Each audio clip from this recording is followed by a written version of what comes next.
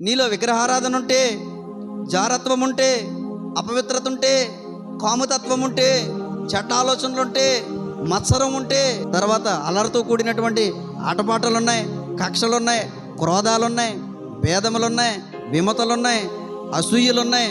ఇవన్నీ కనుక ఉంటే కనుక నువ్వు శరీర సంబంధివి. ఇప్పుడు ఆలోచన చేయండి, ఈ లక్షణాలు ఎవరిలో ఉంటే వారు శరీర సంబంధులు. నిన్ను మరొకరు వచ్చి నిన్ను విమర్శ చేసి నువ్వు ఆత్మ సంబంధివా శరీర సంబంధివా అని నిన్ను టెస్ట్ చేసి మళ్ళీ డిక్లేర్ చేయవసరంలా.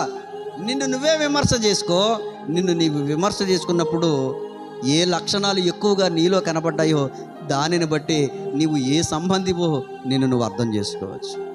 ప్రియమైన దేవుని బిడ్డలారా, ఆత్మానుసారంగా నడుచుకుని ఆత్మచేత శరీర క్రియలను జయించినటువంటి వారంట ప్రేమ కలిగి ఉంటారంట, సంతోషం కలిగి ఉంటారంట, సమాధానం కలిగి ఉంటారంట, దీర్ఘశాంతం కలిగి ఉంటారంట, దయాళుత్వంతో ప్రవర్తిస్తారంట, మంచితనం కలిగి ఉంటారంట, విశ్వాసముతోనూ సాత్వికముతోనూ, తర్వాత ఆశానిగ్రహంతో కూడా ఉంటారంట.